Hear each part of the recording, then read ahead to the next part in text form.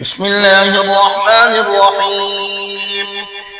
الرحمن علم القرآن خلق الإنسان علمه البيان. الشمس والقمر بحسبان والنجم والشجر يسجدان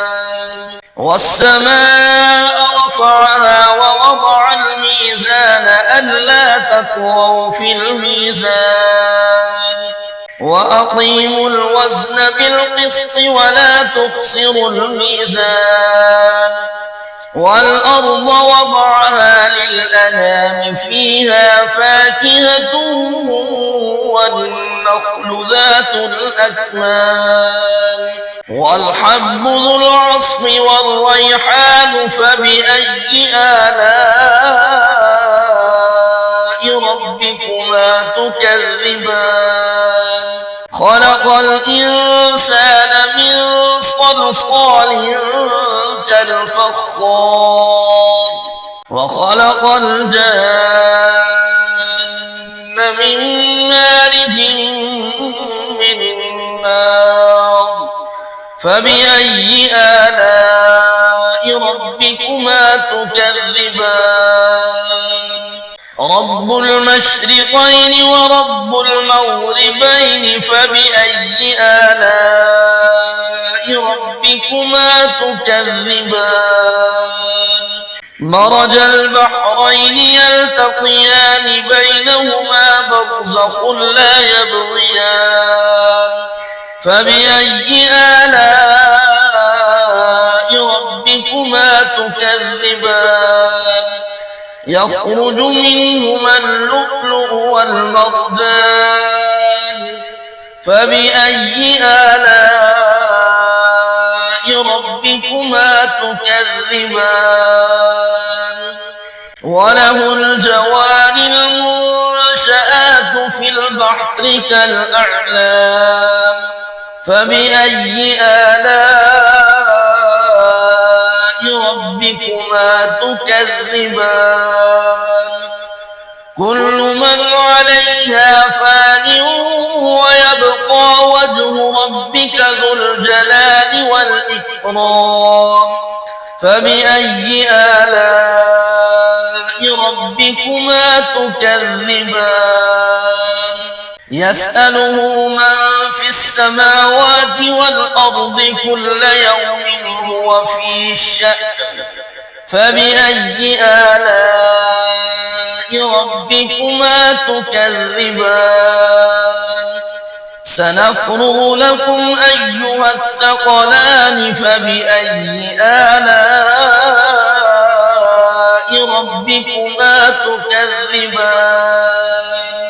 يا معشر الجن والإنس إن استطعتم أن تنفذوا من أقطار السماوات والأرض فانفذوا لا تنفذون إلا بسلطان فبأي آلاء ربكما تكذبان يرسل عليكما شواظ من نار ونحاس فلا تنتصران فبأي آلاء ربكما تكذبان فإذا انشقت السماء فكانت وردة كالدهان فبأي آلاء ربكما تكذبان فيومئذ لا يسأل عن ذنبه إنس ولا جان فبأي آلاء ربكما تكذبان يعرف المجرمون بسيماهم فيؤخذ بالنواصي والأقدام فبأي آلاء ربكما تكذبان هذه جهنم التي يكذب بها المجرمون يطوفون بينها وبين حميم آن فبأي آلاء ربكما تكذبان ولمن خاف مقام ربه جنتان فبأي آلاء ربكما تكذبان ذواتا أفنان فبأي آلاء ربكما تكذبان فيهما عينان تجريان فبأي آلاء ربكما تكذبان فيهما من كل فاكهة زوجان فبأي آلاء ربكما تكذبان متكئين على فرش بطائنها من استبرق وجنى الجنتين دان فبأي آلاء ربكما تكذبان فيهن قاصرات الطرف لم يطمثهن إنس قبلهم ولا جان فبأي آلاء ربكما تكذبان كأنهن الياقوت والمرجان فبأي آلاء ربكما تكذبان هل جزاء الإحسان إلا الإحسان فبأي آلاء ربكما تكذبان ومن دونهما جنتان